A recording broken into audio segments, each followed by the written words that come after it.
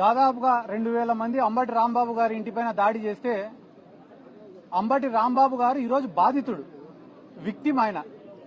కానీ ఈరోజు బాధితుడిని రాజమండ్రి సెంట్రల్ జైల్లో పెట్టి ఎవరైతే నిందితులు ఉన్నారో, ఎవరైతే ఈ క్రైమ్ కు పాల్పడినారో, ఈ దాడికి పాల్పడినారో వాళ్ళందరూ స్టేషన్ బెయిల్ తీసుకొని ఇదే గుంటూరులో స్వేచ్ఛగా తిరుగుతున్నారు.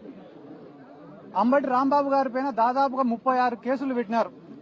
అంటే ఈ ప్రజాస్వామ్యాన్ని కూనీ చేయడమా కాదా అనేది రాష్ట్ర ప్రజలందరూ కూడా ఆలోచించుకోవాల్సినటువంటి అవసరం ఉంది. ఎందుకంటే అంబటి రాంబాబు గారు సామాన్యమైన వ్యక్తి కాదు. ఎందుకంటే ఆయన ఒక మాజీ ఎమ్మెల్యే, మాజీ మంత్రి, ఉమ్మడి రాష్ట్రంలో ఏపీఐఏసీ చైర్మన్ గా పనిచేసినారు, అనుభవం ఉన్న నాయకుడు.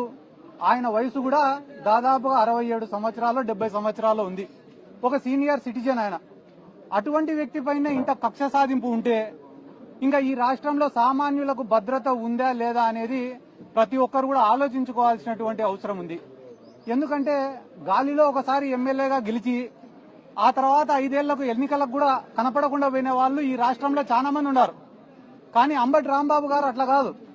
గెలిచినా ఓడిపోయినా ఒక పార్టీని, ఒక నాయకుడిని, ఒక సిద్ధాంతాన్ని, వైఎస్ఆర్ కుటుంబాన్ని నమ్ముకొని చిత్తశుద్దితో, కమిట్మెంట్ తో పనిచేసినటువంటి నాయకుడు అంబటి రాంబాబు గారు.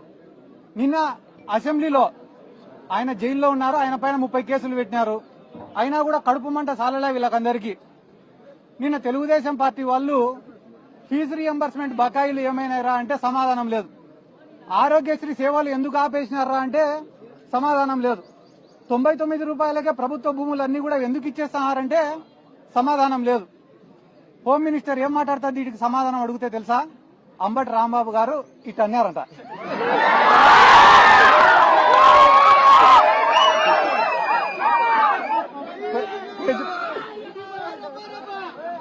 ప్రజలకు ఉపయోగపడే సమస్యలు 100 అడిగితే దానిలకు సమాధానం చెప్పకుండా అంబటి రాంబాబు గారు ఇట్ అన్నారు. అది దేనికి సంకేతం ఇస్తున్నాడు అంబటి రాంబాబు గారు అని అంటున్నారు. చెయ్యి ఆయనది, గడ్డం ఆయనది.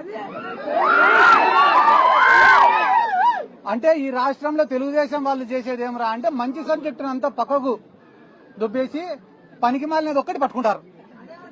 ఈ రోజు వాళ్ళు ఏమనుకుంటున్నారు టీడీపీ వాళ్ళంటే అంబటి రాంబాబు గారిని ఇబ్బంది పెడుతున్నాం, బాధ పెడుతున్నామని అనుకుంటున్నారు. కానీ అంబటి రాంబాబు గారు ఏమనుకుంటున్నారు? నేను వైఎస్ఆర్ కాంగ్రెస్ పార్టీ కోసం పోరాడతానా, అందుకు నేను గర్వపడుతున్నా అనుకుంటున్నాడు.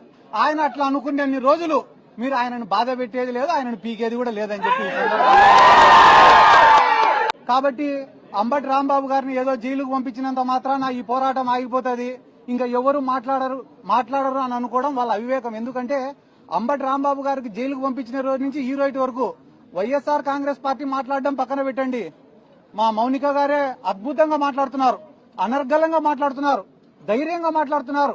జరిగిన దాడి గురించి, జరిగిన అన్యాయం గురించి రాష్ట్ర ప్రజలకు స్పష్టంగా వివరించినారు మౌనిక గారు. నిజంగానే మీకు కూడా మా ప్రత్యేక అభినందనలు కూడా తెలియజేస్తున్నాక. ఎందుకంటే కాన మీరు యాక్టివ్ పాలిటిక్స్ లో లేకపోయినా కూడా ప్రజలకు అంత అర్థమయ్యే విధంగా చెప్పడం నిజంగానే చాలా సంతోషం. ఎందుకంటే 10 మంది ఆలోచింపజేసే విధంగా మీరు మాట్లాడినారు. మీరు మాట్లాడిన ఒక గొప్ప మాట ఏమరా అంటే రాళ్లు రువ్వుతున్నా, కత్తులు దూస్తున్నా, గోడల్లో నుంచి గుణపాలు దింపుతున్నా కూడా అంబటి రాంబాబు గారు భయపడలేదంటే ఆయనకు వ్యవస్థలపైన ఉండేటటువంటి నమ్మకం అని ఒక గొప్ప మాట మాట్లాడడం నిజంగానే మా అందరికీ చాలా సంతోషించదగిన విషయం అని చెప్పి సందర్భంగా తెలియజేసుకుంటూ, కానీ ఒక్క బాధ ఏమరా అంటే మీరు ఒక తప్పు కూడా మాట్లాడినారు. ఏం మాట్లాడినారు? ఆ తప్పు అంటే పవన్ కళ్యాణ్ ఇప్పటి వరకు స్పందించలే అని చెప్పి మాట్లాడినారు మీరు. జనసేన కార్యకర్తలను టీడీపీ వాళ్ళు ఎంటబడి కుక్కల్ని కొట్టినట్టు కొడితే కూడా ఆయన స్పందించలేక,